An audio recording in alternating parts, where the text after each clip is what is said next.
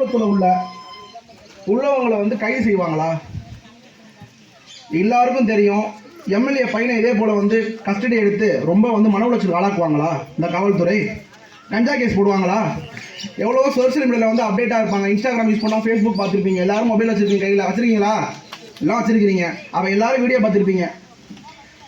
அவன் குடிச்சிட்டு இப்போ ரீசெண்டாக கூட பார்த்துருப்பீங்க, ஒரு பெண் பிள்ளைய வந்துட்டு காரில் போயிட்டு இருக்கும்போது தடுத்து நிறுத்தி ஒம்பளுக்குறானுங்க.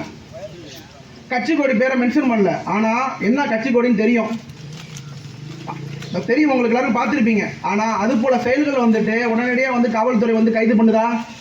ஏன் கைது பண்ணலை? என்ன காரணம்? ஏன்னா வந்துட்டு கைது பண்ணால் இவனை வச்சு ரிப்பீட் அடிச்சு விட்டுருவானுங்க, பயம் இருக்குது. ஆனால் வந்துட்டு பணம் காசு இல்லாத பொருளாதாரத்தில் வீக்கர் செக்ஷனாக இருக்கிறவங்கள, பின்புலமே இல்லாதவங்களை வந்துட்டு காவல்துறை வந்துட்டு என்ன பண்ணும்? அவங்களோட அதிகாரத்தையும் அதிகார துஷ்பிரயோகம் பண்ணும். சரிதானே? எல்லாரும் பார்த்துருப்பீங்க. ஒன்றும் கிடையாது, நைட் நேரத்தில் வந்துக்கிட்டு இருப்பான், வேலை முடிச்சுட்டு 10 மணிக்கு வந்துக்கிட்டு இருப்பான், கஷ்டப்பட்டுருப்பான் ஃபேமிலிக்காக. அவனை பிடிச்சி வந்துட்டு 100 ரூபா காசு கொடுறா, 200 ரூபா காசு கொடுறான்னு பிடிப்பானுங்க. சார் இல்லை சார், கடன் கட்டணும் சார், பொண்டாட்டி வீட்டில் பசங்க இருக்காங்க சார் அப்படின்னு வச்சுக்கோங்களேன். 100 ரூபா காசை கொடு, இல்லைன்னு வச்சுக்கேன் வண்டியை வந்து நாளைக்கு வந்து எடுத்துக்கோ, நாளைக்கு போனால் நாளானிக்கு வா, நாளானிக்கு போனால் அடுத்த நாள் வா அப்படிங்குவானுங்க. இது போல் வந்துட்டு நம்மளை போல பாமர மக்களுக்கு மட்டும்தான் நடக்கும். இது போல செய்திகள் கேள்விப்பட்டிருப்போம். இது போல செய்திகள் வந்து பாமர மக்களுக்கு தான். திருமதி செல்வி கீர்த்திகா அக்காவுக்கு வந்துட்டு நடந்த ஒரு விஷயம் போல வந்துட்டு இனி இந்த தமிழகத்தில் நடக்கவே கூடாது. அப்படின்னா இது போல உட்காந்துலாம் இருந்தாலும் வேலைக்கு ஆகாது. புரிஞ்சுக்கிட்டீங்களா? இது போல வந்து உட்காந்துட்டு நல்லா சாப்பிட்டுக்கிட்டு வந்து உட்காந்துட்டு இருந்துன்னு வச்சுக்கோங்களேன், எப்படி வந்துட்டு அரசாங்கத்தில் உள்ளவங்க அங்கே உள்ளவங்களுக்கு எப்படி தெரியும்? இது கிராமத்துக்குள்ள நான் இன்னைக்கு தான் வரேன். அப்போ அரசாங்கத்தில் உள்ளவங்களுக்கு தெரியணும் அப்படின்னா என்ன பண்ணணும்? நம்ம வேற மாதிரி கொண்டு போகணும். திரு தங்கதுரை அவர்கள் சொன்னது போல வந்துட்டு தேசிய போத்திட்டு போய் உட்காரணும். ஜட்ஜி வீட்டில் போய் உட்காருங்க, போலீஸ் வீட்டில் போய் உட்காருங்க. நம்ம டார்ச்சர் கொடுக்கணும். ஏங்க நீங்கள் ஓட்டு போட்டனால தாங்க வந்துட்டு அவங்க ஒவ்வொருத்தவங்களும் வந்து உங்களோட வரிப்பணத்தில் தாங்க எல்லாம் வாழ்கிறாங்க. அதை மூலம் தெரிஞ்சுக்கணும். கான்ஸ்டிடியூஷன் ஆஃப் லா என்ன சொல்லுது? அவங்களோட வரிப்பணத்தில் தான் வந்துட்டு அரசு தரப்பில் உள்ள எல்லாருமே வந்துட்டு பயனடைகிறாங்க. அப்போ யாருக்கு சர்வெண்ட்? அவங்க கவர்மெண்ட் சர்வெண்ட்னா யாருங்க?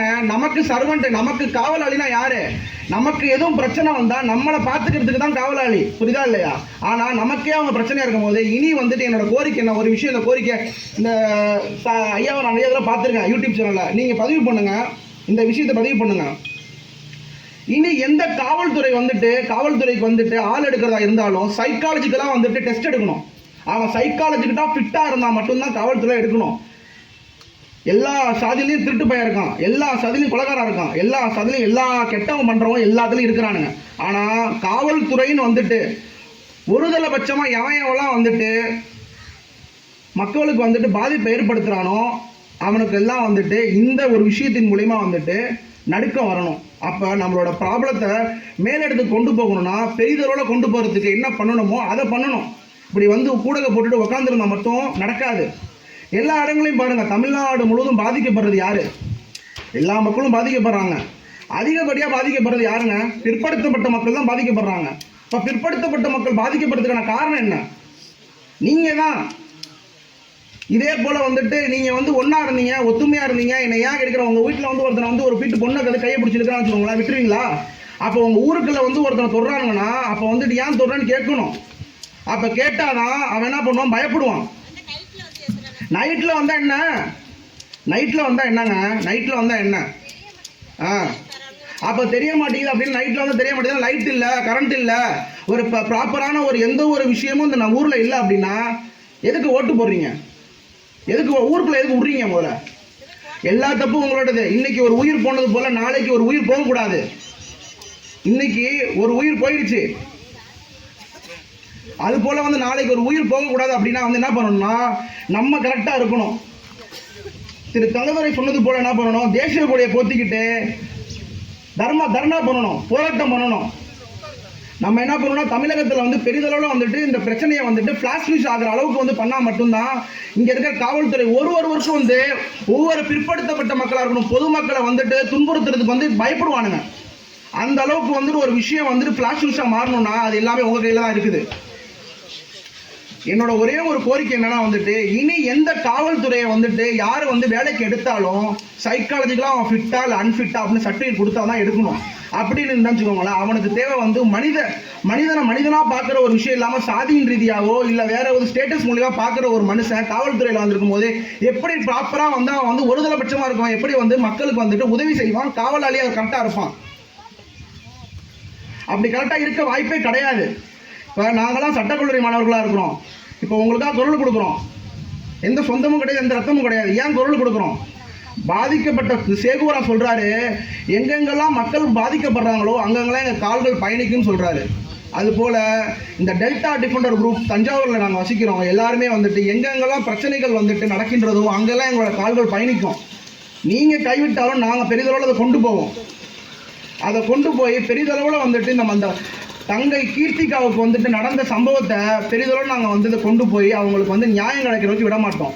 இந்த உயர்காவல் ஆய்வாளர் சர்மிளா அவங்களுக்கும் அங்கே காவல் நிலையத்தில் வந்து இருக்கிற அனைத்து போலீஸ் காவலர்களுக்கும் நிரந்தர பணி நீக்கம் செய்கிற வரைக்கும் ஓயவே கூடாது. அப்போ ஒவ்வொரு காவலாளியும் ஒவ்வொரு பாமர மக்களை தொடும் போதும் அந்த நிமிஷம் வந்து பயப்படுவான், அந்த நிமிஷம் வந்து அவன் நடுங்குவான். அது எல்லாமே உங்கள் கையில் தான் இருக்குது. சொல்ல வேண்டிய விஷயத்தை நான் சொல்லிட்டேன். உங்களுக்கு எல்லாம் புரிஞ்சிருக்குன்னு நினைக்கிறேன். இந்த பைபிளில் ஒரு வார்த்தை போட்டிருக்கோம், பத்தி வச்சுட்டா போதும், பத்திக்கும் புக்குன்னு பத்திக்குங்கிற மாதிரி நான் பத்தி வச்சுட்டேன். நீங்கள் தான் புக்குன்னு பத்திக்கணும். அடுத்தடுத்து வந்துட்டு எல்லாரும் வந்துட்டு இப்போ இங்கே இவ்வளோ கூட்டம் இருக்குல்ல, இது வேற மாதிரி வந்துட்டு அடுத்த தடவை நான் வரும்போது வந்து வேற மாதிரி கொண்டு போகணும், நியூஸ் அளவில் கொண்டு போகணும். இன்னொரு முறை வந்து இந்த நியூஸ் வந்து கேட்கவே கூடாது. எந்த ஒரு பாமர மக்களாக இருக்கட்டும், எந்த ஒரு பாதிப்பாக இருக்கட்டும், அது எந்த சமூகத்தை சார்ந்தவனாக இருக்கட்டும், யார் எந்த பெண்மணியும் வந்துட்டு எந்த ஒரு ஆண் மகனாக இருந்தாலும் அவன் வந்துட்டு உயிருக்கு எந்த ஆபத்து வரக்கூடாதுன்னா நம்ம காவலாளி வந்துட்டு நிரந்தர பணி நீக்கம் செய்யும் போது அந்த பயம் வரும். இதை முடித்துக் கொள்கிறேன். இந்த வாய்ப்பை கொடுத்ததுக்கு மிக்க நன்றி உங்கள் அனைவருக்கும்.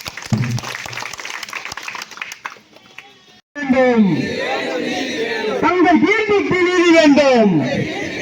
மத்திய அரசே, மாநில அரசே, கைது செய், கைது செய்.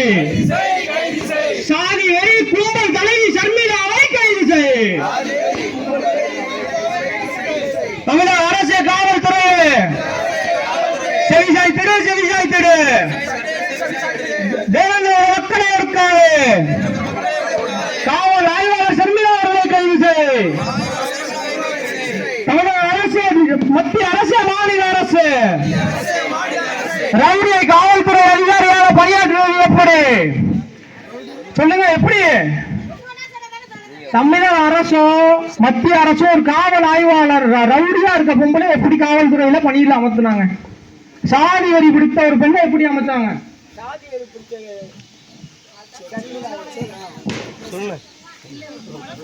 சொல்லுங்க, எப்படி அமர்த்தினாங்க? பணம் புரியலாம் இல்லையா? அவங்க எந்த சமூகத்தை சொல்லி வரீங்க? தலைவிரிச்சு ஆடி விட்டுருக்கு.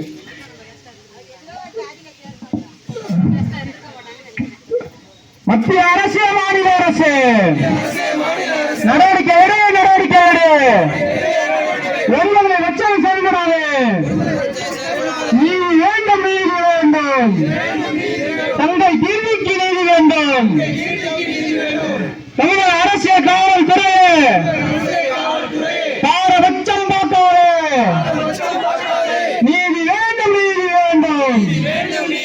தங்கள் கீர்த்தியாக்கு நீதி வேண்டும். ரத்து செய், ரத்து செய். தம்பி தினேஷ் மீது போடப்பட்ட பொய் வழக்கை ரத்து செய். தூண்டாதே, தூண்டாதே. போராட தூண்டாதே.